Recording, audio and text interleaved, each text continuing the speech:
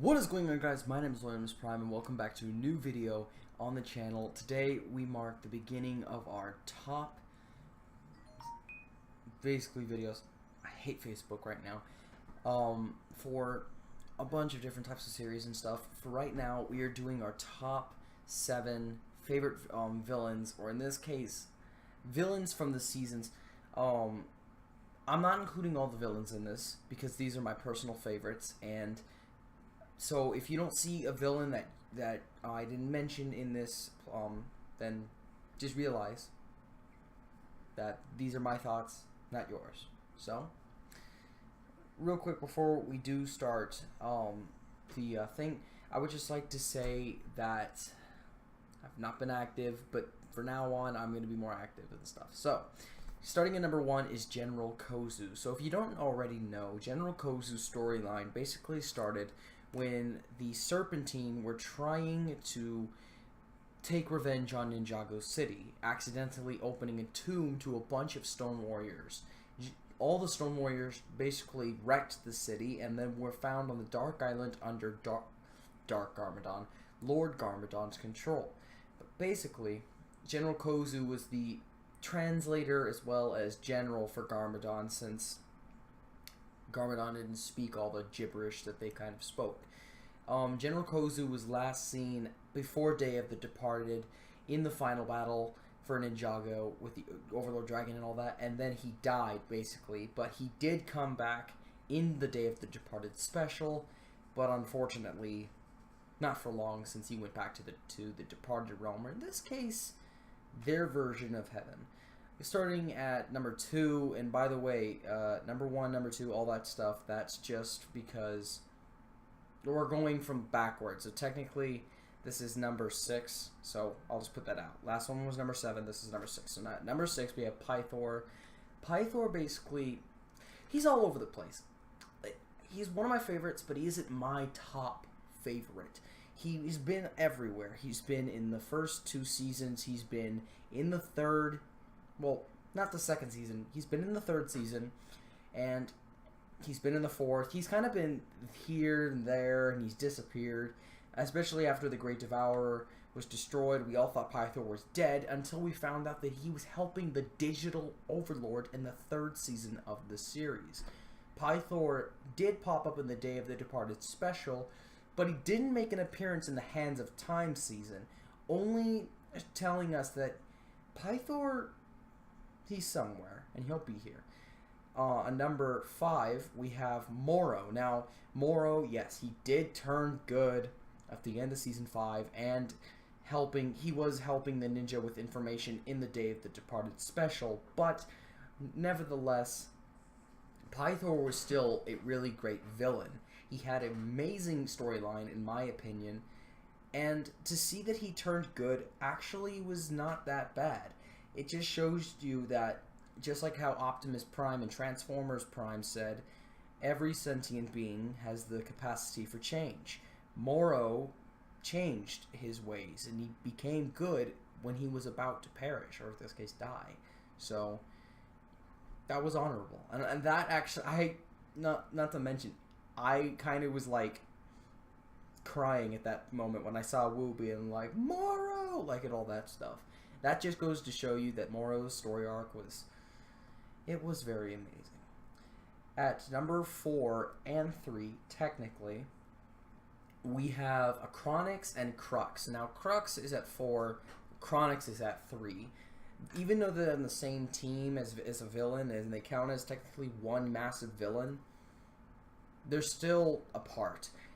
Crux, who is on the right of the screen, I didn't like him. I didn't like him in general. Achronix was cool. Crux was like that angry old grandpa that's just like, I don't like anything in this generation. I want to go back to horses and fairy tales. Achronix was like, ooh, gadgets, phones. I want to play Mario Kart or something like that. And it's not even just of that. Their storyline was basically revenge against Ninjago, especially revenge against Wu, and Garmadon was already dead. Those types of things. Great story arc. That's why they're there. At number 3, yeah, at number 3, we have Chen. And Chen, the only reason I'm putting it at number 3 and not like Chronix and Crux at 3 or Pythor or any of those villains. Chen is one of those characters that's just like, he's secret. He seems like he has a purpose, and then he just comes out of nowhere and is just evil. Especially at the very end. He has a huge cult of Anachondri wannabes. Even though they transform themselves at the end of Season 4 into Anachondri, they weren't Anachondri. They weren't real Anachondri. We saw this when the Anaconda generals possessed them and not possessed them, but cursed them and fired them back into the cursed realm, or the preeminent. Chen did come back in the Day of the Departed special, but he did end up dying. At number 2, we have the Overlord. The Overlord was first revealed technically in Season 2 of the show when Misako was talking about the other half of the story of the beginning of Ninjago itself.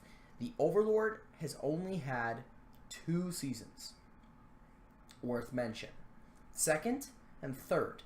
The writers, all of the people that work on Ninjago have mentioned that third time is a charm for the Overlord, that he can return, but he simply is not at the power to. And it seems to me like he's going to need a vessel just to return, to even get another form or body, just like what you see here.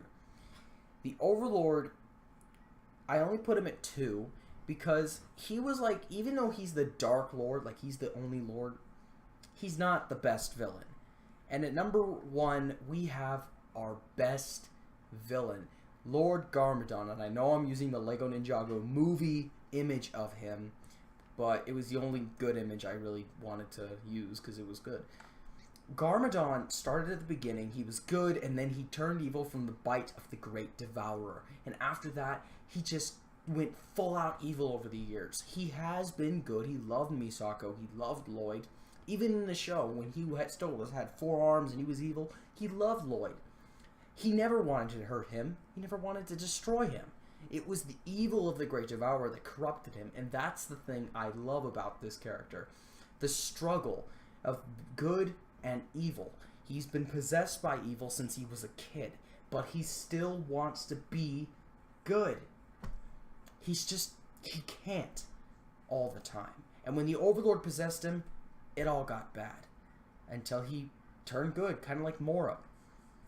Basically, so that was my top favorite villain, roster. This is the start of the series, so I'm a bit rusty in how things are in the slideshow. I am using OBS and all that, but no matter the fact, these were my favorite characters. Besides the other characters like Yang and Nanakan, it's not that I don't like you.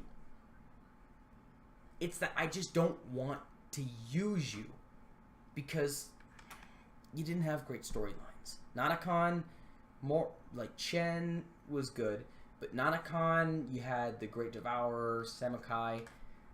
They barely had time, in my opinion, to show an full potential. Anyway, thank you guys for watching. Peace out.